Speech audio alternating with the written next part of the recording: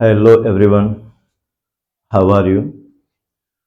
You are most welcome in RC Agrahari English competitive classes, especially for all one-day exams. As we discuss, as we discussed our last two videos about rules of adverb, and that in those videos you know about a lot of rules about adverb. But now today we will discuss about adverb and infinitive.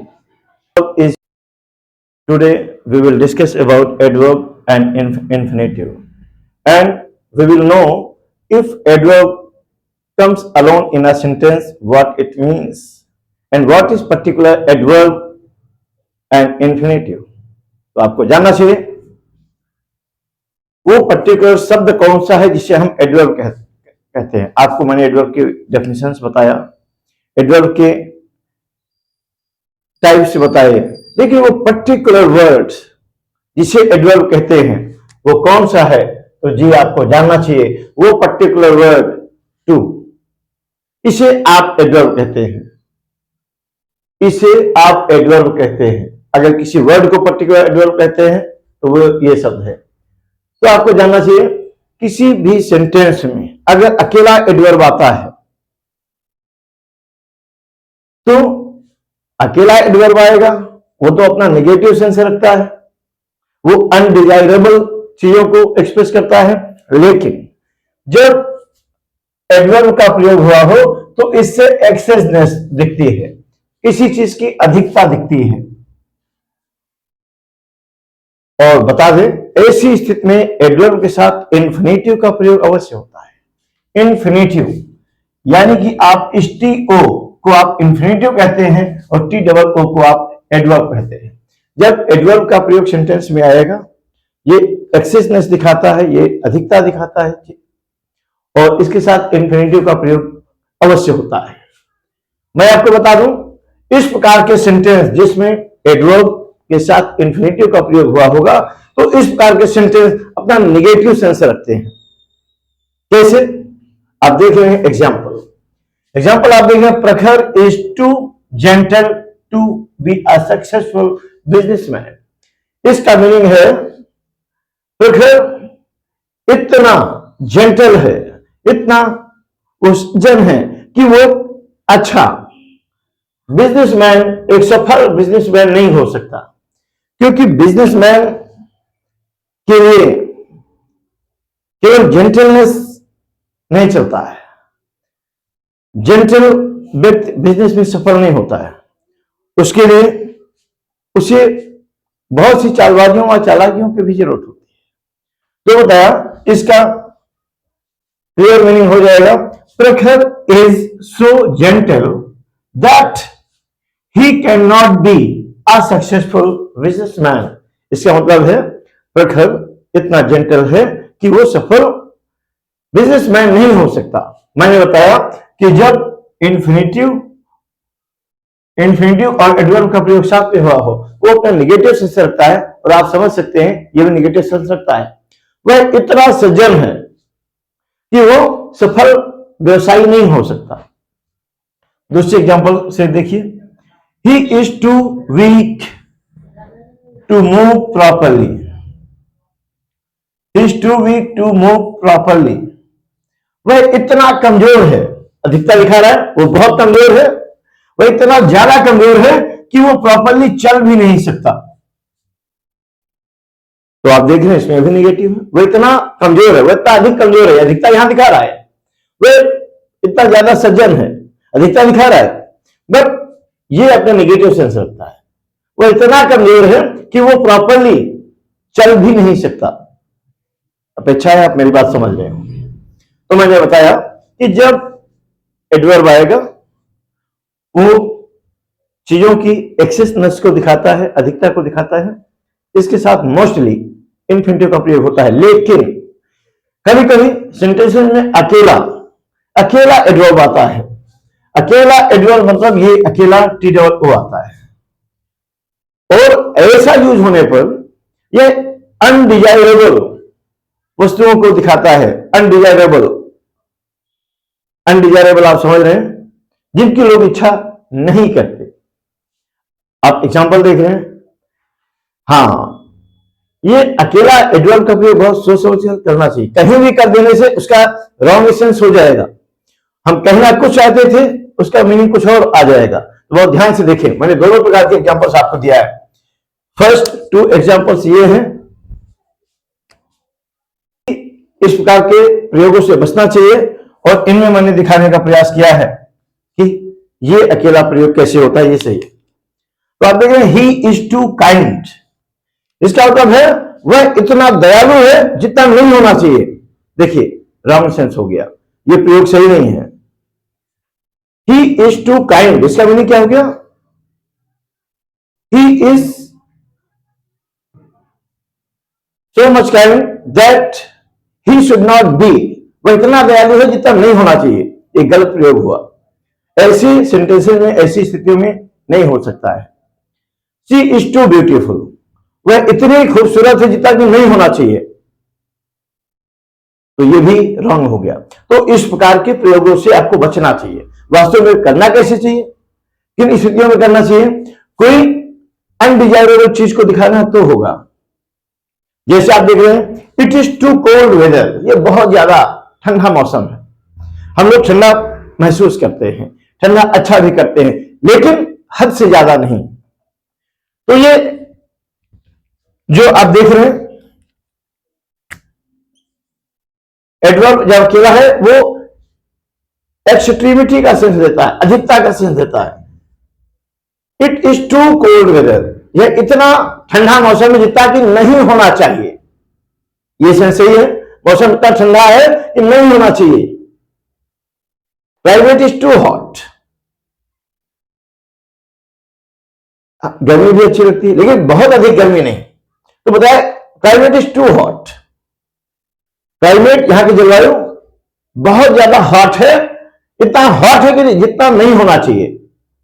तो मैंने बताया कि undesirable चीजों को दिखाता है। इतनी ठंडी जितना हमें पसंद नहीं है, इतनी गर्मी जितना लोग पसंद नहीं करते। तो ये अकेला एडवर्ब आने पर अनडिजायरेबल चीजों को दिखाता है। तो लोगों को ऐसा प्रयोग करना चाहिए, ऐसा प्रयोग करना सही है, ऐसा प्रयोग किया जा सकता है, किया जाता है। लेकिन ये प्रयोग ऐसा करते हैं तो ये रॉन्ग है। ही इज टू काइंड, वह इतना दयालु जितना नहीं होना चाहिए, गलत सेंस है भाई। वो इतनी सुंदर जितना नहीं होना चाहिए, गलत है। ये सेंस सही है, मौसम इतना ठंडा है जितना नहीं होना चाहिए भाई। क्लाइमेट इतना गर्म है जितना नहीं गर्म होना चाहिए। अपेक्षा है आप मेरी बात ये समझ रहे होंगे। अब लेते हैं आपका नेक्स्ट एग्जाम्पल। जी, आपको जानना है नेक्स्ट रोल में जो बहुत ही यूनिक है, बहुत ही स्पेशल है। अक्सर लोगों को कंफ्यूजन रहता है इस संबंध में। बता दूं, जब सेंटेंस में सेल्डम और और का प्रयोग हुआ हो, मैं बात कर रहा हूं सेल्डम तथा और का प्रयोग हुआ हो, तो इनके साथ हमेशा नेवर का प्रयोग होता है, एवर का कभी नहीं। तो इनके साथ हमेशा नेवर का प्रयोग करते हैं, एवर का कभी नहीं। आप मेरी बात समझ रहे होंगे। जब भी सेंटेंस में सेल्डम तथा और का प्रयोग साथ में हुआ हो, तो इनके साथ आएगा तो नेवर ही आएगा, एवर कभी नहीं आएगा। आप सेंटेंस देख रहे हैं। अब एग्जांपल देखिए, they seldom or ever hurt my feelings. वे सेल्डम मीन्स होता है कभी कभी, या कभी मेरी फीलिंग्स हर्ट करते हैं। दे सेल्डम मीन्स कभी कभी होता है, वे कभी या वो कभी कभी या कभी मेरी हर्ट फीलिंग करते हैं। तो आपको बताया कि जब सेल्डम और का प्रयोग साथ में हुआ हो तो एवर का नहीं बल्कि आप नेवर का प्रयोग करते हैं। मतलब वो कभी कभी या कभी नहीं मेरी फीलिंग हर्ट करते हैं, मेरी फीलिंग कभी नहीं हर्ट करते हैं, या कभी कभी किया तो किया नहीं, कभी करते नहीं है। अब इसका क्लियर सेंस हुआ। आपको समझना चाहिए इस रोल को, बेहद यूनिक स्पेशल रोल है। जब भी सेल्डम या और का प्रयोग साथ में हुआ हो तो आप उसके साथ नेवर का प्रयोग करेंगे, एवर का नहीं। आइए चलते हैं नेक्स्ट रूल में, और आप देख रहे हैं, बहुत ध्यान से देखिए इन तीनों वर्ड्स में क्या डिफरेंस है, क्या सिमिलरिटी है। हार्डली, स्कार्सली और बेयरली की मैं इस समय बात कर रहा हूं। आप देख रहे होंगे मैं बात कर रहा हूं हार्डली, स्कार्सली या बेयरली की। इनका प्रयोग करते समय हमें ये ध्यान में रखना चाहिए कि हार्डली व स्कार्सली दोनों का मीनिंग होता है मुश्किल से। इन दोनों का मीनिंग क्या होता है? मुश्किल से, मतलब ऑलमोस्ट नॉट, ना के बराबर। क्या यहां ना, इनका मीनिंग होता है मुश्किल से, मतलब नामुमकिन जैसा चीज है। 2-4% मानिए और कम रेशियो मानिए, तो हार्डली व स्कार्सली दोनों का ही प्रयोग मुश्किल से ऑलमोस्ट नॉट शब्द के लिए होता है, ऑलमोस्ट नॉट के लिए होता है। और बता दूं, इनके साथ एनी व एवर का प्रयोग करना चाहिए। इनके साथ एनी व एवर का प्रयोग, एवर का प्रयोग करते हैं। किनके साथ मैं बात कर रहा हूं? हार्डली और स्कार्सली। इनका प्रयोग ना के बराबर होता है, बहुत मुश्किल से होता है, 2-4% का सेंस देता है। और इनके साथ प्रयोग होने वाला अगर कोई शब्द है वो या तो एनी है व एवर है, अकॉर्डिंग टू नीड। आप एग्जांपल देखिए, Lalita had hardly some money. Lalita के पास मुश्किल से कुछ पैसा होगा, गलत हो गया। यहां पर हार्डली का प्रयोग हुआ है, तो यहां पर सम का प्रयोग कैसे हो सकता है? मैंने अभी बताया हार्डली व स्कार्सली के साथ एनी का प्रयोग करते हैं, तो यहां पर क्या होना चाहिए? यहां पर एनी होना चाहिए। हार्डली एनी मनी, मुश्किल से कोई पैसा होगा उसके पास, कोई धन होगा। यहां पर देख रहे सरस, स्कार्सली एवर गोज आउट। सरस मुश्किल से बाहर जाती है, मतलब कभी कभी चली गई, महीने में एक आध दिन चली गई नहीं, वो जाती नहीं। ऐसा सेंस होता है स्कार्सली, जैसा मैं बता रहा हूं स्कार्सली हार्डली। महीने में एक आध दिन चली गई तो चली गई, नहीं कभी वो बाहर नहीं जाती है। आप मेरा मतलब समझ रहे होंगे। हाँ, मैं आपको बेयरली के विषय में भी कुछ कहना चाहूंगा, कुछ बताना चाहूंगा। बेयरली का अर्थ होता है क्या? Not more than. बेयरली का अर्थ होता है क्या?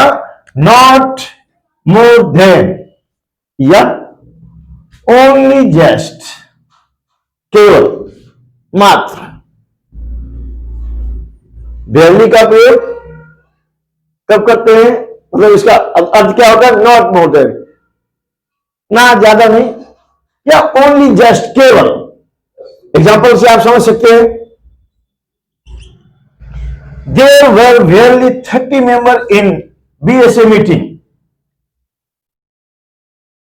बीएसए मीटिंग में केवल 30 मेंबर थे।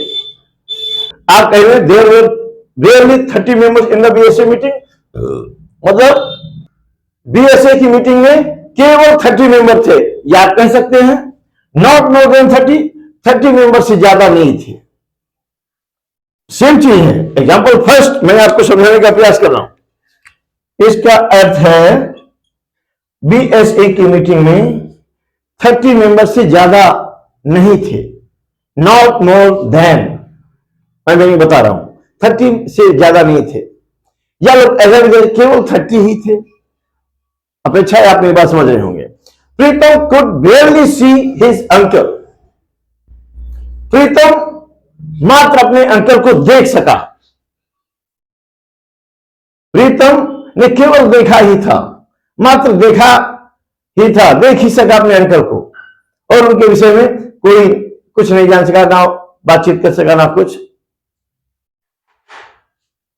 बेहद यूनिक रूल्स में आपको बता रहा हूं।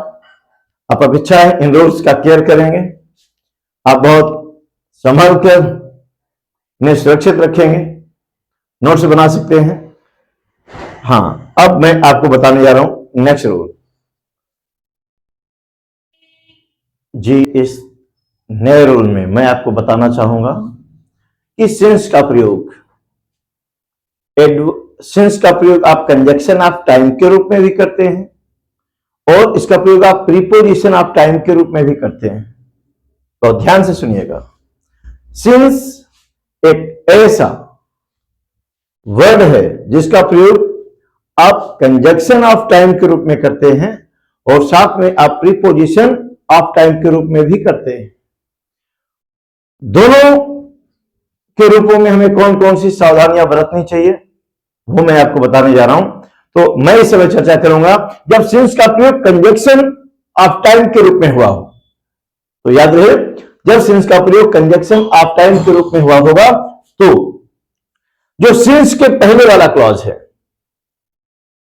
वो या तो प्रेजेंट इंडेफिनिट का होगा, मतलब सिंपल प्रेजेंट का होगा, या फिर प्रेजेंट परफेक्ट का होगा।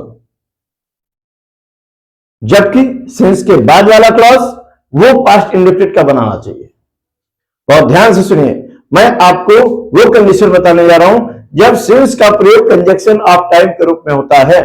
जब कंजक्शन ऑफ टाइम के रूप में सिंस का प्रयोग होगा तो सिंस के पहले वाला क्लॉज सिंपल प्रेजेंट में होगा या सिंपल प्रेजेंट में होगा या प्रेजेंट परफेक्ट में होगा, परंतु सिंस के बाद वाला क्लॉज पास्ट इंडेफिनिट में होता है। आइए देखते हैं, चेक करते हैं आपने मेरी बात को कितना समझा और देखते हैं यहां पर एग्जांपल। जी आप देख रहे हैं ये एग्जांपल है, हम फर्स्ट की बात कर रहे हैं। यहां पर 2 years passed since my father died। ये कंजक्शन ऑफ टाइम है। सिंस का प्रयोग यहां पर कंजक्शन ऑफ टाइम के रूप में हुआ है। और इस संबंध में जरा चेक तो करिए ये सेंटेंस सही है क्या। ये है पास्ट इंडेफिनिट है और ये भी पास्ट इंडेफिनिट है। और मैंने जरा याद करिए, मैंने अभी आपको क्या बताया। मैंने बताया है कि सिंस के पहले वाले क्लॉज किस टेंस में होते हैं, या तो सिंपल प्रेजेंट में होंगे या फिर प्रेजेंट परफेक्ट में होंगे।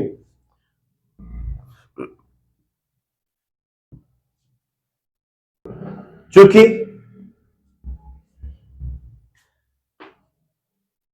आपने क्या होगा, चलिए ठीक है, आप सोच पा रहे हैं तो अच्छा है, नहीं सोच पा रहे हैं तो सुनिए।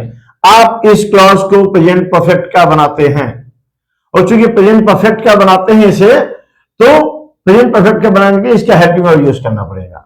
सब्जेक्ट है इसका 2 years, तो यहां पर आप यूज करेंगे हैव और कंप्लीट सेंटेंस आपका हो जाएगा 2 years have passed since my father died।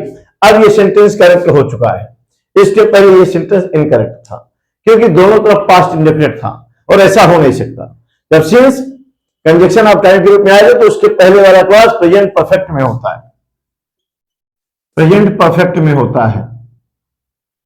आइए देखते हैं सेकंड एग्जांपल की हम बात करें। It was a week since lockdown began, यानी कि जब से लॉकडाउन शुरू हुआ, एक सप्ताह हुआ है, एक सप्ताह हुआ है जब से लॉकडाउन स्टार्ट हुआ। सिंपल प्रेजेंट का बनाते हैं, यानी कि, और ये तो पास्ट में बना है यानी कि ये रॉन्ग हो गया। इसे अगर आप करेक्ट करना चाहते हैं तो यहां पर आपको इसका प्रयोग करना होगा, हो जाएगा it is a week since lockdown began. जब से लॉकडाउन शुरू हुआ एक सप्ताह हुआ है, मतलब एक सप्ताह से लॉकडाउन शुरू हुआ है, इसका ये मीनिंग हुआ। आइए देखते हैं थर्ड में, क्या आप सोच रहे हैं कहीं ऐसा ही करेक्शन होगा क्या। जरा देखिए यहां पर है 1 year has passed since I am coming.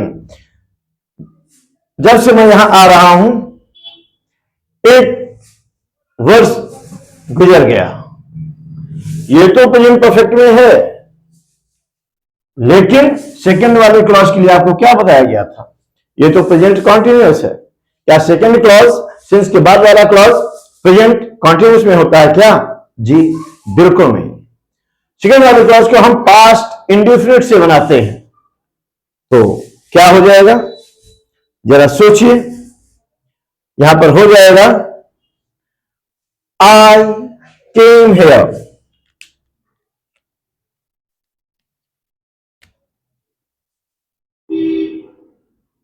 तो हो जाएगा क्या, ये तो सही है, प्रेजेंट परफेक्ट में है, या हो जाएगा आई केम हेयर, क्योंकि इसे पास्ट इंडेफिनिट का होना चाहिए। अपेक्षा है आप मेरी बात समझ रहे होंगे, लेकिन मैं अभी चर्चा करूंगा।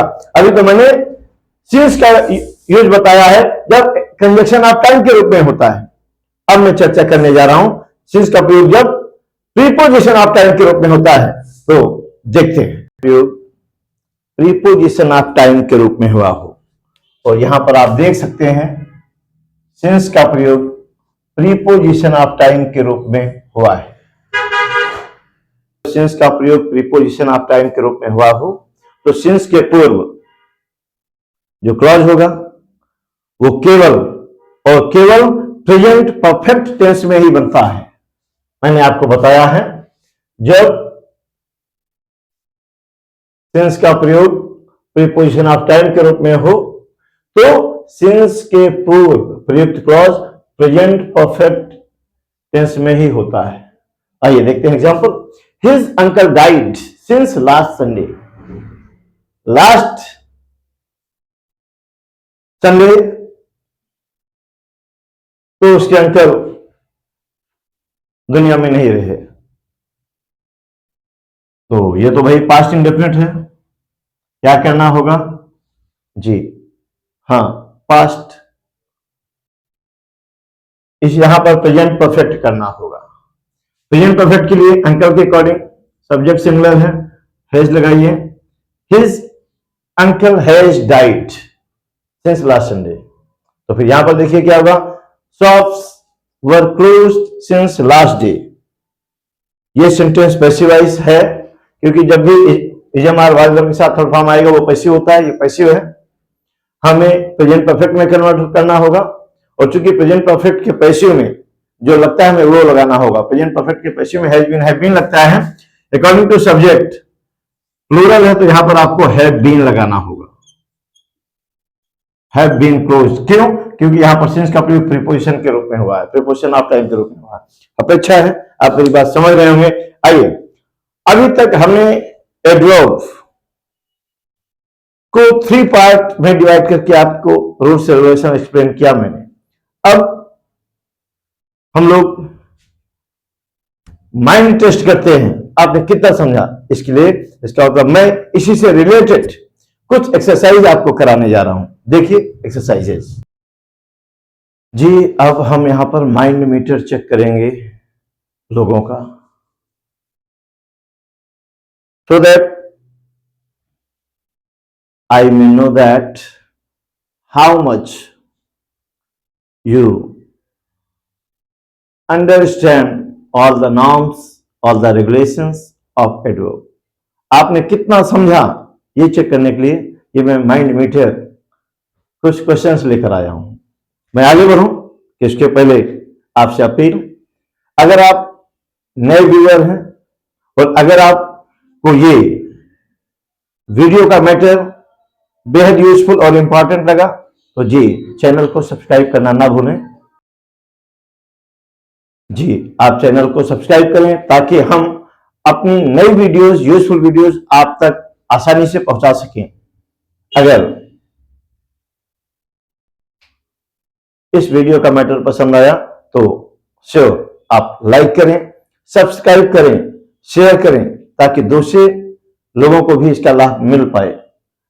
अब हम चलते हैं इस माइंड मीटर पर आपके माइंड को, आपके ब्रेन को रीड करने।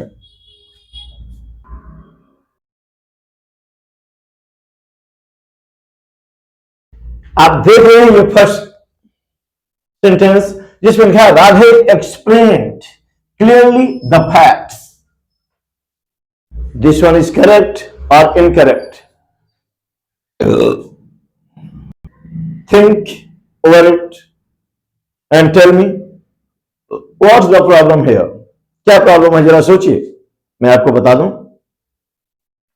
आपने ये रूल तो जाना है, if possible adverb is used by the word which it qualified, कि adverb को जहां तक संभव हो उस शब्द के पास रखना चाहिए जिसे वो मॉडिफाई करता है।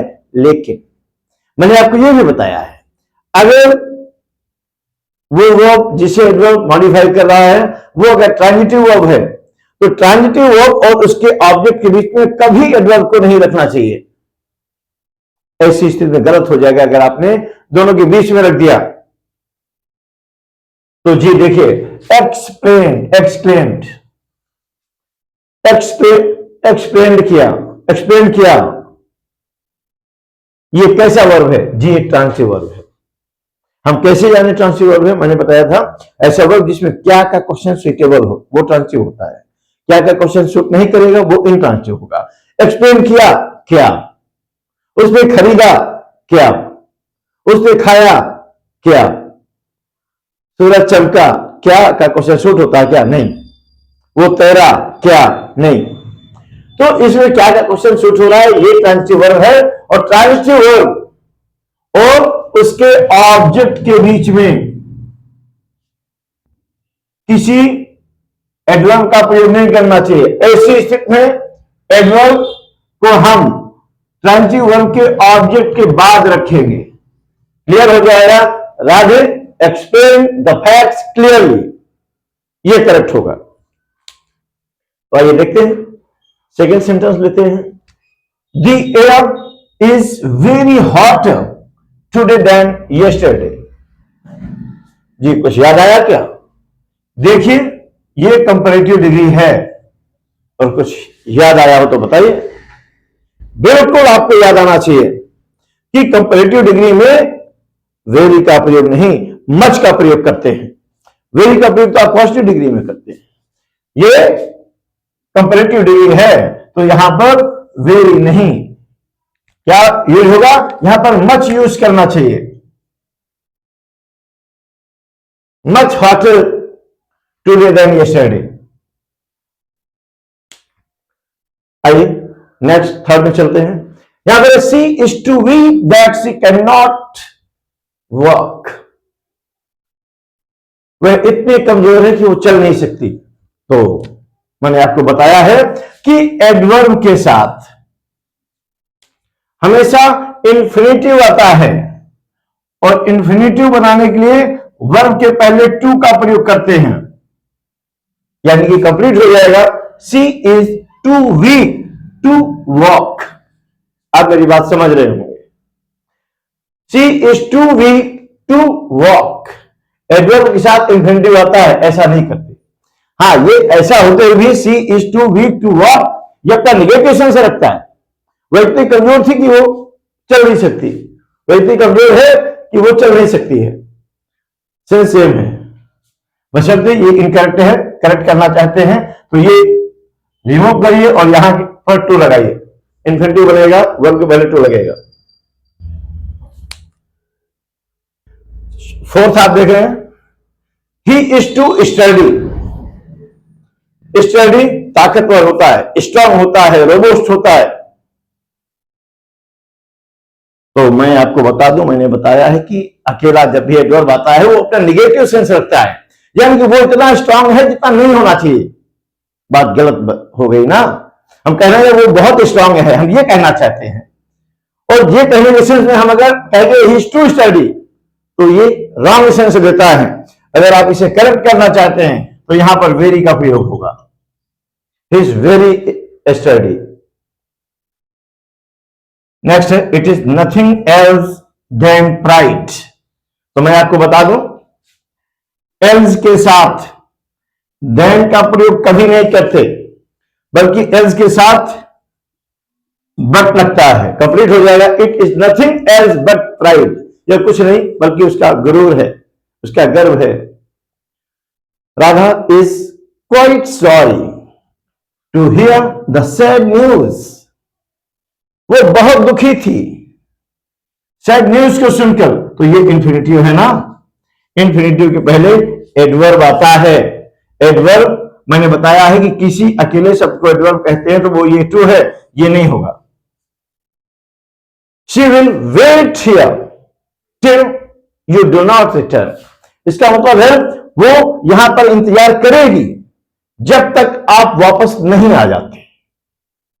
तो याद करिए, मैंने आपको बताया है अनलेस और अनटिल, जिसका मीनिंग जब तक नहीं या तब तक नहीं होता है। अनलेस ये कंडीशन बताता है, अनलेस तो हो नहीं सकता। यहां पर अनटिल होना चाहिए। चलिए हम अनटिल करते हैं, यहां पर अनटिल हो जाएगा, और जब अनटिल हो जाएगा ये अपने आप नेगेटिव सेंस रखता है, तो अंदर से डू नॉट हट जाएगा, नॉट लगेगा नहीं, और डू अकेला प्रेजेंट में चलता नहीं है, तो हो जाएगा correct, she will wait here until you return. अपेक्षा है आप मेरी बात समझ रहे होंगे।